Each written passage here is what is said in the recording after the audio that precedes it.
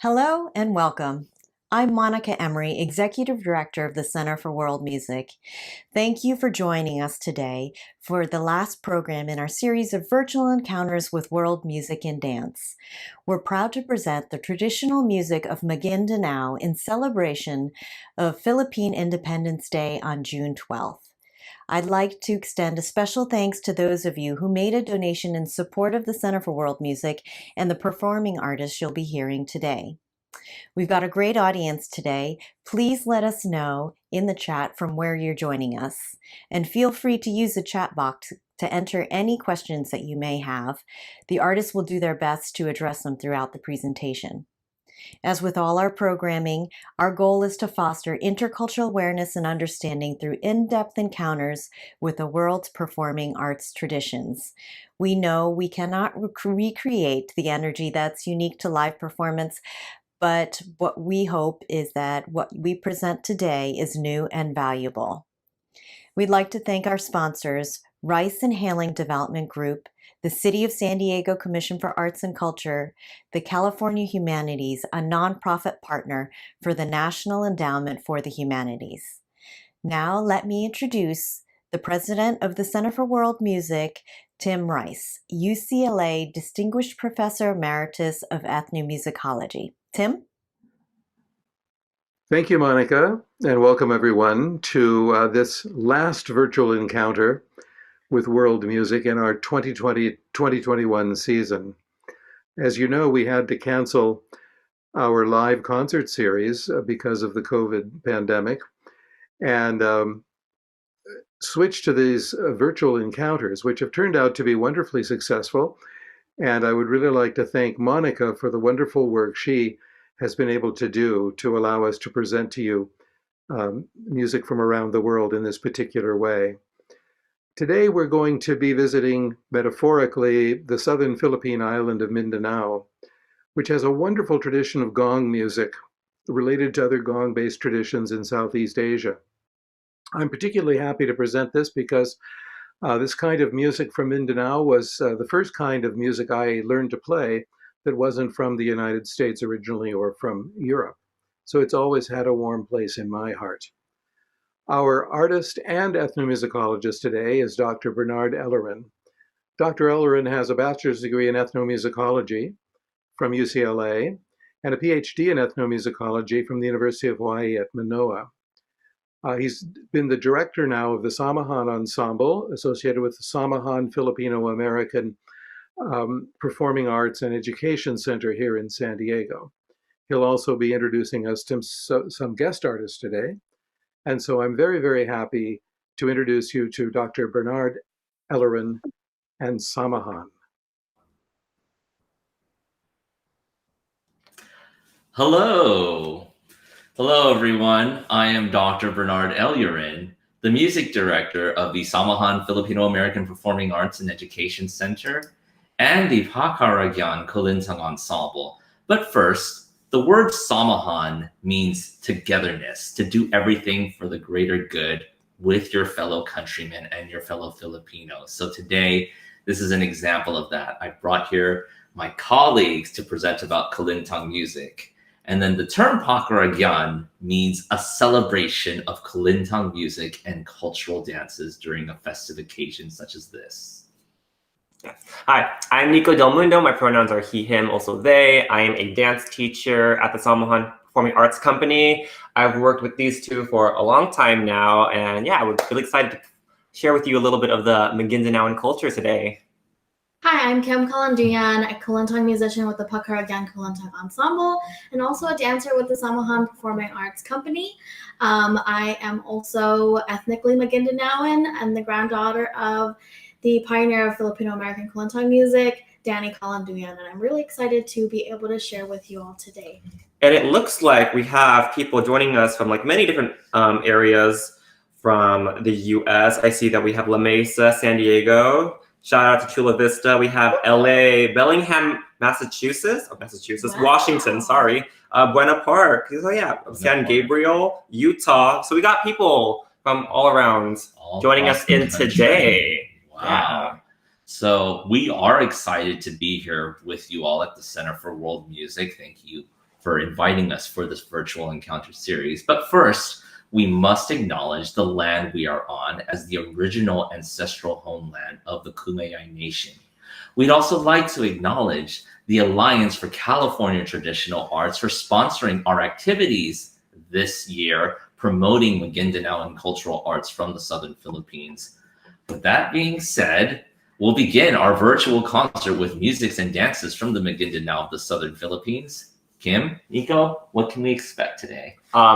Well, a lot of cool things. So like what Bernard said, we're going to explore a little bit of the magic that comes from the Philippines, namely the performing arts from the Southern Philippines. The Philippines is a country located in Southeast Asia, bordering the Pacific Ocean. It's an archipelago, which means that there is a chain of many islands scattered across the ocean. It is made up of over 7,000 islands, and Mindanao, the second largest island south of the archipelago, is home to the Maguindanaoan people.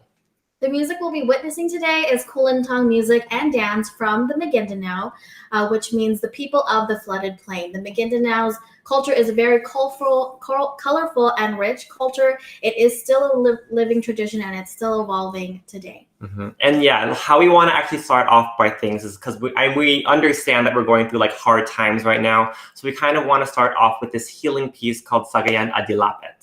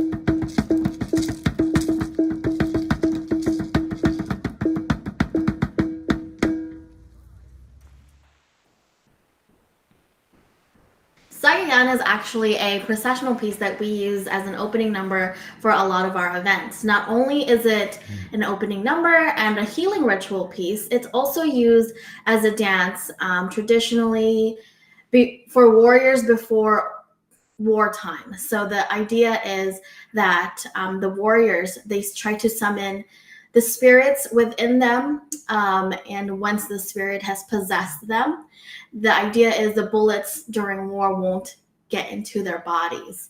That's something I actually learned from my grandfather. And not only that, during his ritual pieces, the shaman, as you saw dancing, uses the spirit to also help heal illnesses, but not only physical ailments, but also illnesses of like the heart, like being heartbroken. I did hear that, like, for during Cagayan, if there is a member of the village, if they're sick and all other traditional medicine wouldn't do the job, they would kind of assume that they were cursed or there were these evil spirits kind of haunting them, and so they would have this shaman kind of try to scare off those evil spirits by doing the Cagayan. So it was like also helps with that whole healing piece. But yeah, that was also me doing Cagayan. Well, that was beautiful, Nico. So where did you learn that dance? And also explain more about the decorative attire that looks so intricate. Oh yeah, so actually, if you kind of see the outfit, they were wearing something called a kapasiti, which is the colorful helmet, and also a lumbong, which is the colorful skirt. And this is pretty typical within Sagayan, and also they were also holding a sword and a shield, so the klung and the kampilang, to also kind of scare away the evil spirits, attract new ones. It has these noisemakers on it, like bells, to kind of scare off the evil spirits. And it kind of, and correct me if I'm wrong, but I've also heard that it also mimics this, the movements of a rooster, which kind of also has that kind of silhouette going on with the large headpieces, the feathers and whatnot. So that's kind of like where the attire comes from. But yeah, I actually learned that piece, a long time ago, but specifically from this version can be traced back to the Maguindanao people back in the southern Philippines. I learned this from Faisal Monal, and he's from Cotabato City. He's one of our many master artists that we've learned from. He's one of our dance instructors that we've had the privilege of working with, and you'll see a little bit more about him later. So yeah.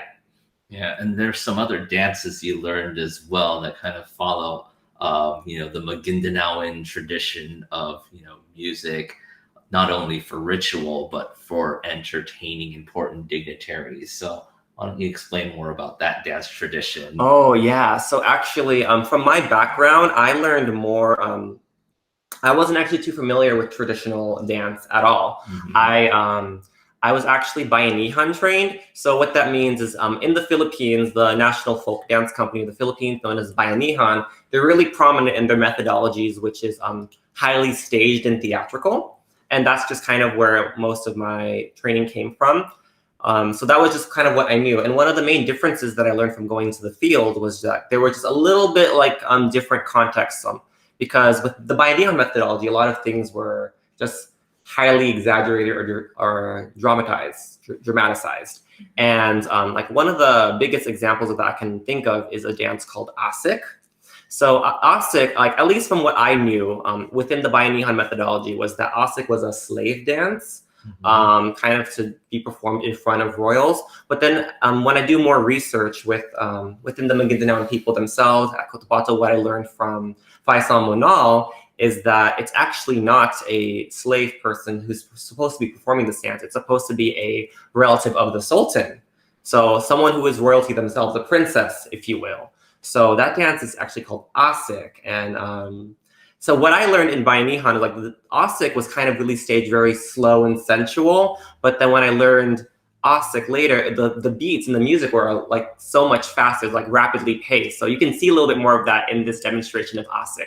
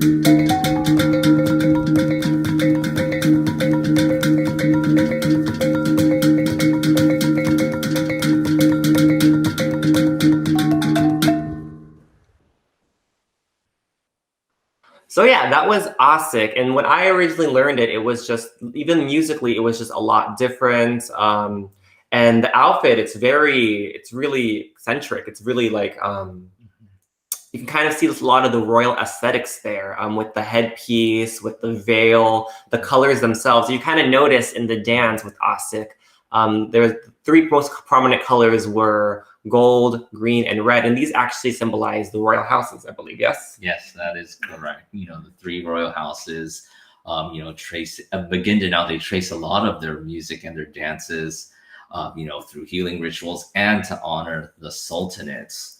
So let's get into how music plays an integral role, both in the dance and then as its own standalone genre of music. So, we're hearing this gong music, Kulintang music, which is indigenous to the southern Philippines. So let's learn more about what's going on in that entire ensemble and what is the repertoire that we're going to get exposed to. So in the ensemble, it's actually composed of 5 different instruments. The main melodic instrument is the Kulintang, which is right here. It's 8 knobbed gongs graduated in pitch. This is a replica, by the way. These are like a miniaturized dollhouse version, but this is kind of what it looks like. We have like examples in the back over there. Oh, there they are. Yeah. We have the mini dabakan. It is a goblet-shaped drum that is typically lined with a monitor lizard skin. Now, since monitor lizards are kind of endangered, now we're using goat skin. And that provides the rhythm of the ensemble. The babandil is the timekeeper. And that is just a singular small knobbed gong. There are 4 hanging gongs that you will see throughout our clips called the gandingan. They're also called the talking gongs because you can use those to send messages.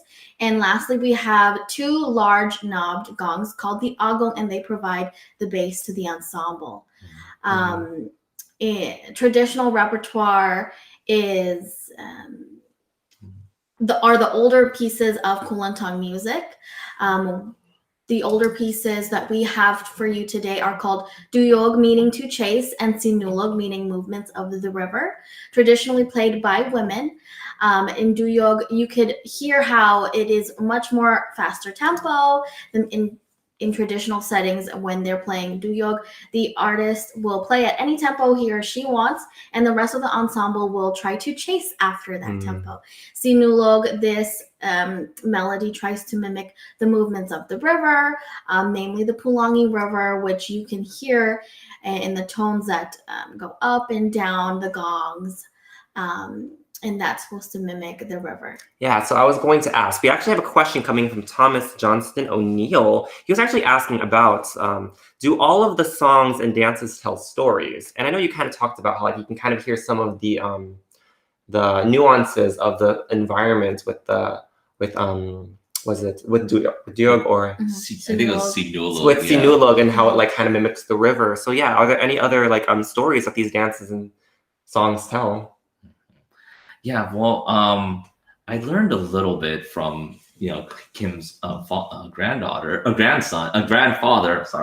the late Danny Kalanduyan, and he always told me that through sending messages and vocal music, they will insert it within the Sinulog. And then one example I can honestly think of is there's some versions of a Sinulog about 2 sisters. One of them was about to get married.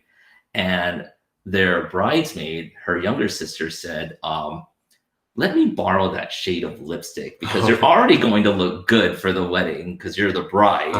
And so they insert like stories within that version. And then another interesting one, because this is in the music. Yes, it's in the music. Okay. And then with Duyog, you can even insert messages, which we'll see later in the program. Yeah. Yes, there are actually, to add on, there are other songs, mostly in the Kalanduyan repertoire, but those pieces, they tell their own stories, and there's a number of stories that they could tell. In Duyog and Sinulog, however, these are the Kamamatuan repertoire, which means old style, and they are much older. And then, like I said before, the oldest pieces, I believe. So why don't we take a look at the Kamamatuan repertoire?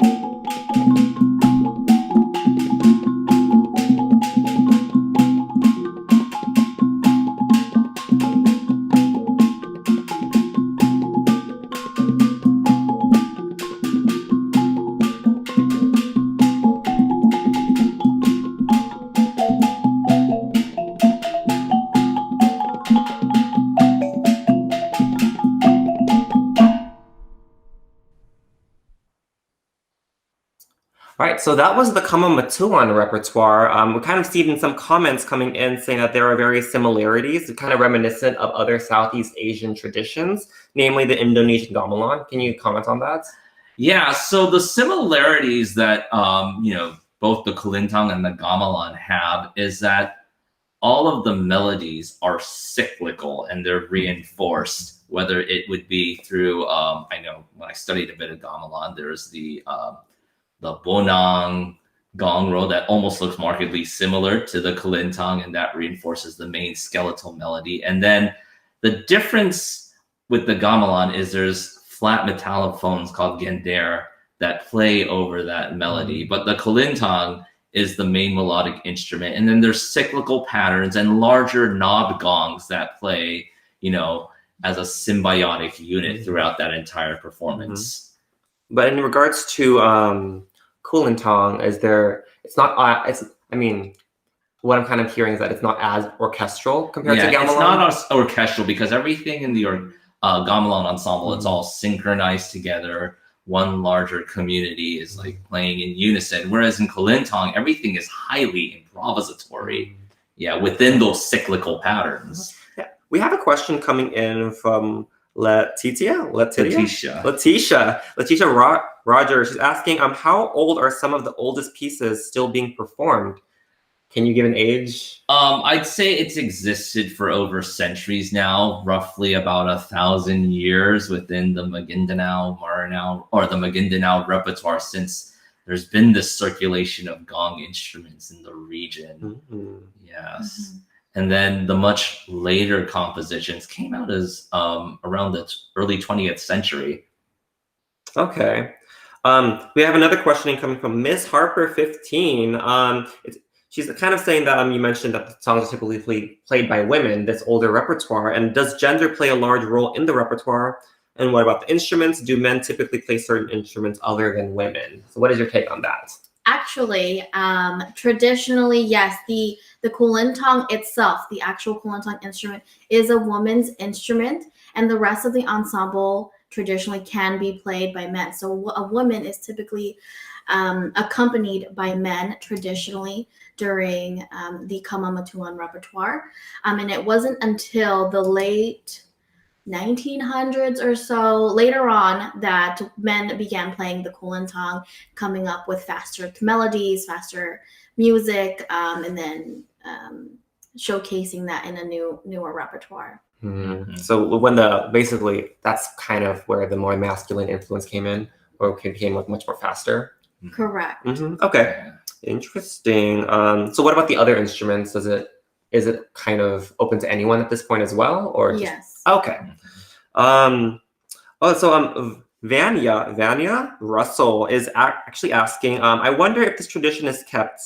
Is it included in schools? Well, to answer that, it's a fairly recent innovation to institutionalize Kulintang music. In Mindanao, there's different elementary schools and universities that have performance troupes representing the provinces that have Kulintang music, and then they teach them. So at the college level, when they have these performing arts groups, the students get a tuition waiver, and some of them are come from musical families similar to Kim's family, the Kalanduyan family, and that actually segues into the next piece that we're about to see, because we actually learned it from a director of a university-based Mindanao troupe called Sala Mindanao, and Faisal Monal taught this piece to Nico. So explain more about it. The jazz. Oh, you're talking about Pandala. Yes. Yeah, so this is actually one of the more innovative pieces of the Maguindanaoan culture, which is kind of feeding back into the whole fact that it is a living tradition. It's still live. I know with like traditions, we like to think that it's like in the past or kind of old and dead, like ancient. Like, no, it's still ongoing. And that's kind of one of the reasons why I'm so passionate about music and dance. With this piece in particular, he said it was a piece... So this piece itself is Pandala, which is in reference to the handheld flags that the men will wield and perform with. And it's kind of performed at grandiose events like weddings, engagement parties, and whatnot. So you can kind of see the men swinging around these large flags. And you'll see that with this piece called Pandala.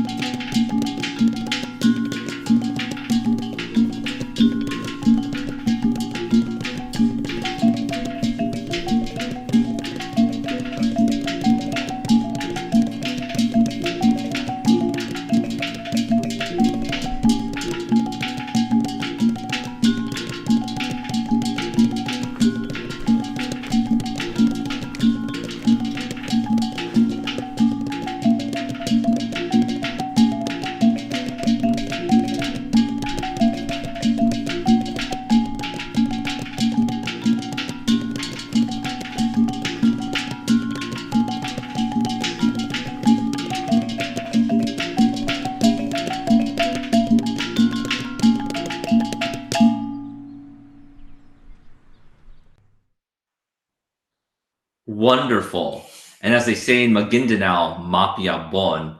So I remember you learned this dance in the field, which, by the way, you know, with the Samahan Filipino American Performing Arts and Education Center, since we are pro-Indigenous and pro being culturally respectful, when we did research on these cultural musics and dances, it was through the sponsorship of the Lolita Carter Dinyoso Fund under the SD Foundation. And so all three of us, or especially Nico, were fortunate enough to learn Pandala. But for me, the Pandala, it just shows how you can innovate within the tradition, you know, using, you know, highly choreographic dance movements. And then I can see like kind of the aggressive masculine movements that were taking place. And it still uses like Maguindanaoan aesthetics that like are part of their culture, which is like the colors, like you can see a lot of the reds, the greens, the yellows, which is in reference to the royal houses as we discussed earlier. So it's still kind of there. And I know that like so what about the music? Is the music also like newer or? Yeah, so yeah, there's also contemporary styles that were also developed by men, as Kim mentioned earlier. And, you know, there's also different kinds of instruments, am I right? You know, that men play, not only the Kulintang, but others as well. In reference to that, actually, we have a question coming in. Not sure if I'm pronouncing this name wrong. Is Fahani. He's actually asking, rhythmically, it's very similar to rhythm of the Arab world. So is there any influence there? There is some slight imbrication of Arab music in between, but actually the music is still very much indigenous because which we'll hear later is some of the melodies and the rhythmic patterns, they're tied to kind of their animist beliefs that have come from before the coming of Islam. But quite possibly, yes, there might be some slight influences from the Middle East that may have come, but the music is still relatively indigenous. Okay. Yeah, we didn't mention that the Maguindanao are religiously Islamic. So that ties into somewhat of that influence. But speaking of innovation, back to what Bernard was saying about the instruments, there actually is a two-stringed lute called the kutiapi, and many of the innovations that have occurred is playing a Kulintang piece, namely Binalig, on the lute, and men typically play this and showcase their talent and skills, and also kind of do it competitively, but also in good fun. So in this next one, we can actually see a clip of that in Binalig on the kutiapi played by Eric Abutin.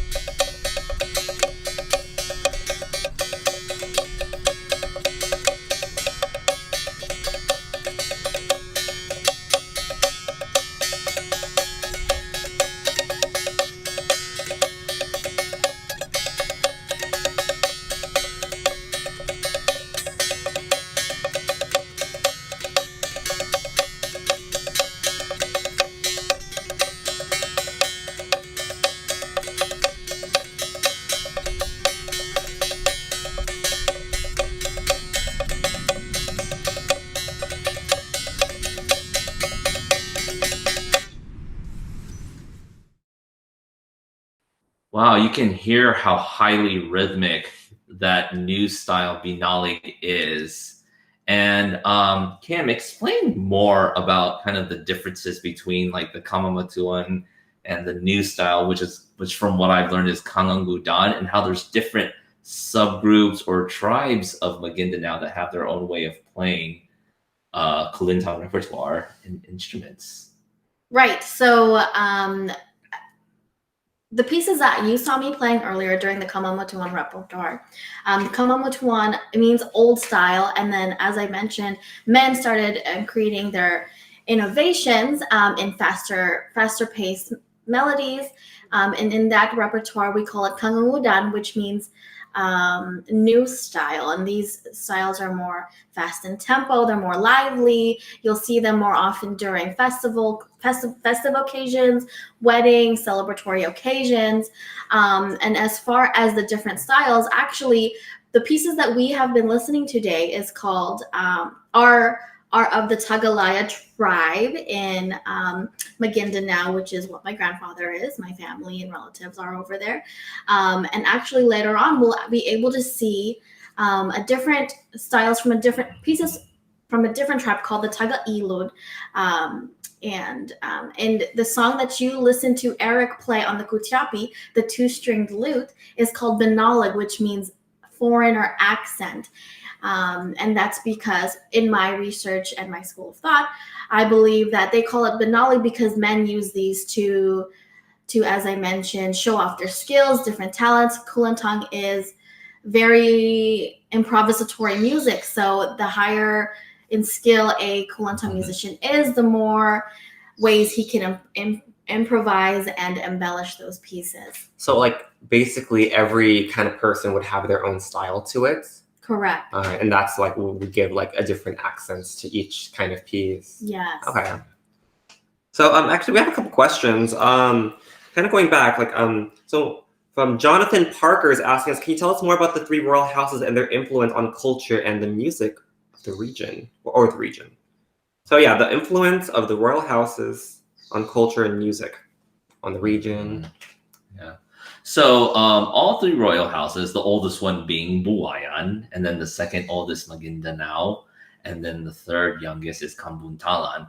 Their influence happens when in the traditional context of playing Kulintang music, especially the older compositions, you have to salute all three royal houses in both Duyog and Sinulog.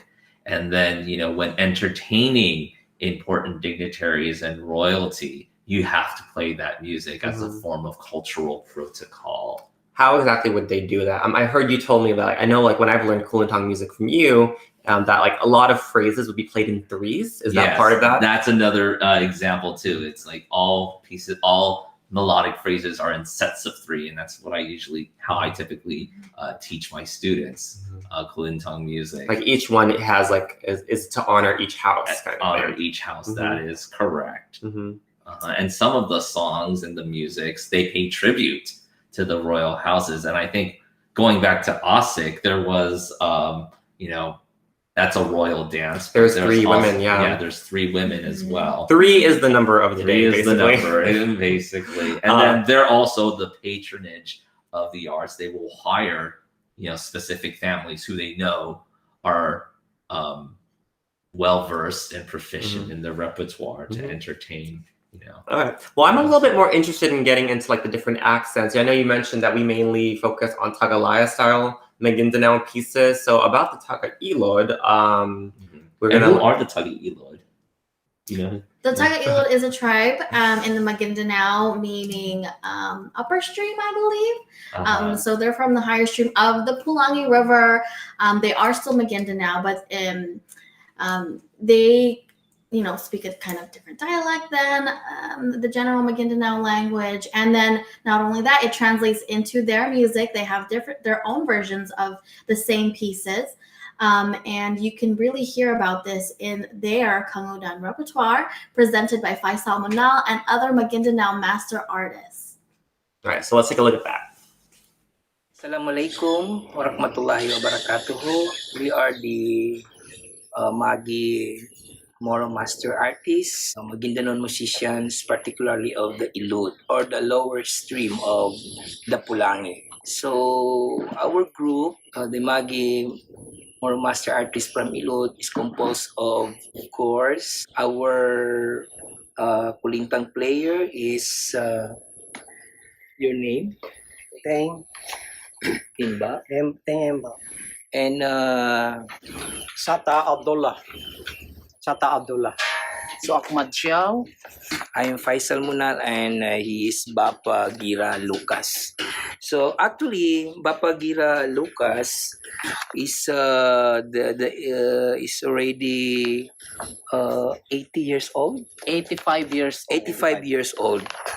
He's the Authentic. He's the legend among us. Well, Bapagira, he played the following Kulintang pieces, like the first that he's going to perform is the Barikata.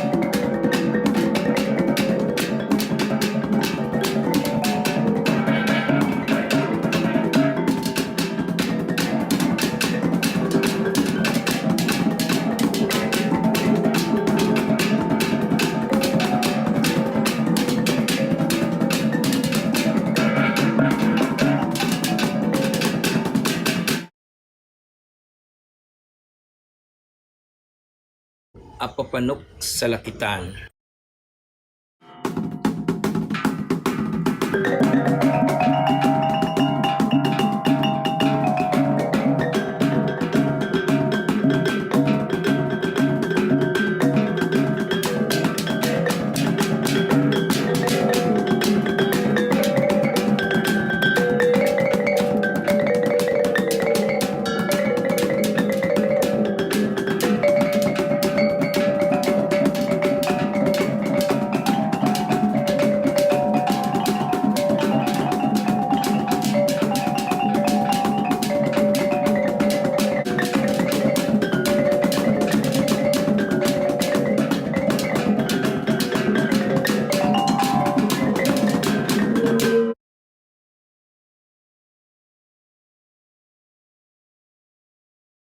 The next one is the Silong, which is he has the apad of Pamalong Kasultan.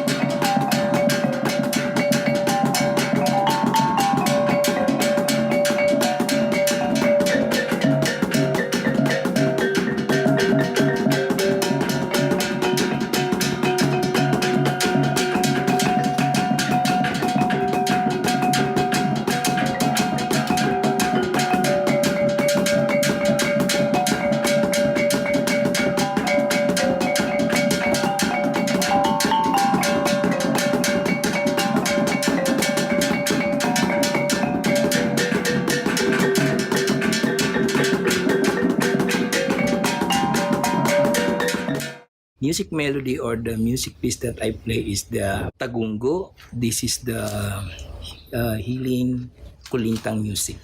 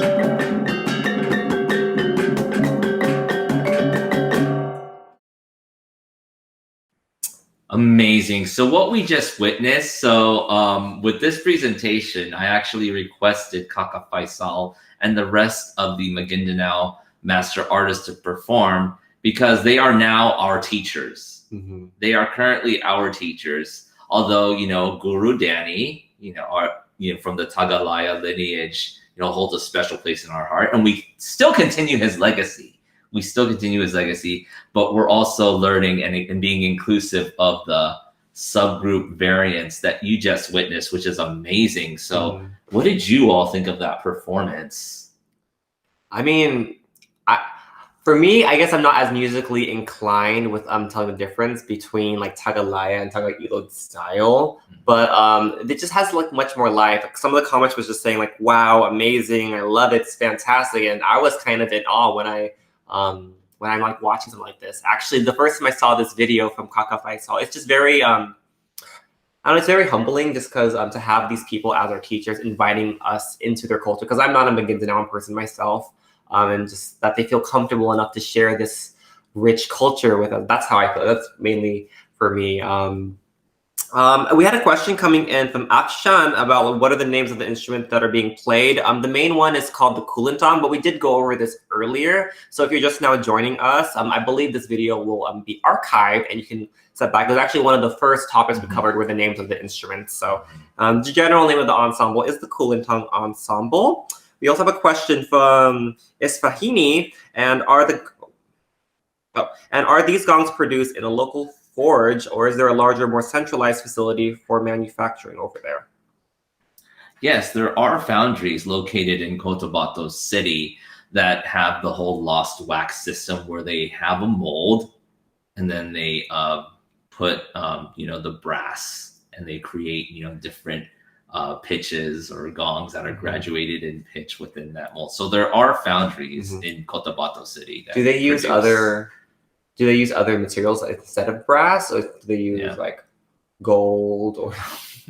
So traditionally, the best quality instruments are bronze, and then it's brass. But now, since there's a scarcity of both bronze and brass, they're starting to use galvanized steel for their instruments. How does it sound? Does it still like carry some sort of resonance? It does. It still carries the resonance and the pitch, surprisingly. I mean, it sounds kind of metallic, but it still kind of maintains.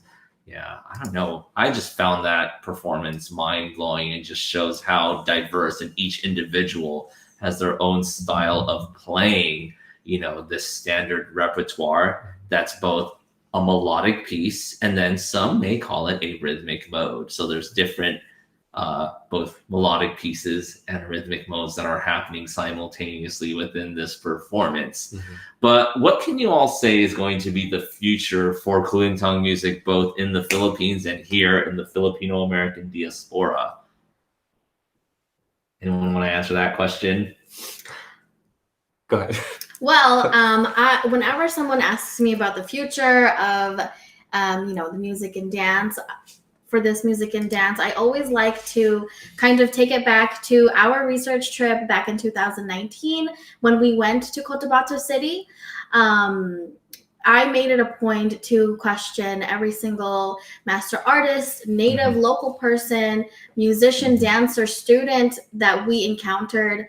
You know, how are your feelings regarding Filipino Americans continuing your traditions in the United States? And every single person answered basically the same way. And essentially what they said was they feel proud of their tradition, seeing Filipino Americans find kind of their identity in their ethnic culture was very special to them, and it touched their hearts, and they felt seen, they felt heard, and they just asked that we continue, we as in Americans, Filipino Americans, and any other musician who want to study and share their music and culture here in the United States, ask that they just continue to go back to the source, continue to remain true to tradition, continue to respect the people over there. And while Maguindanao Kulintang music itself is still ever evolving and changing,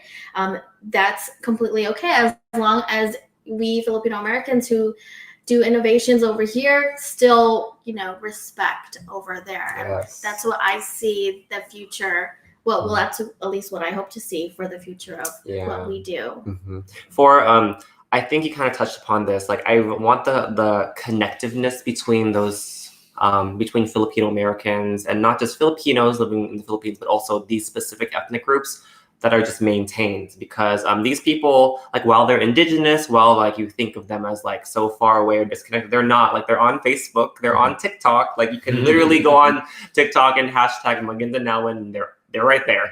Like, so just to keep that connection alive. I'm really excited for the future of innovation, just because I don't feel comfortable innovating it from like my own standpoint, because I'm just a lifelong student. I just want to, even though like some may say we're experts in this craft, I myself am a lifelong student. I'm always going to try to learn. I would never claim something that's not mine. But I am excited to see what they do and to see how they innovate within their own community and whatever they want to do. And I think with this virtual platform, I'm excited to see more master artists take advantage of the opportunity to promote themselves through it, because it's making our world much smaller, don't you think? Yeah. Like, they're able to host workshops, because now in the Filipino American community, I think being on lockdown was a blessing in disguise. So we got creative in hosting workshops within the Philippine cultural arts scene, because it is a vibrant scene, even though oftentimes we feel like we're rendered invisible. There's a lot that's going on, there's like virtual workshops with the indigenous people, as long as they have stable Wi-Fi. So I think with the future, as we advance in technology, there's going to be plenty more accessible resources available that we can all learn from. Yeah, so some people are actually asking, people are expressing interest, they want to learn, they want to teach their kids and support this. Thomas Johnson O'Neill is actually asking, how do all get involved in this music and dance? How do we all get involved?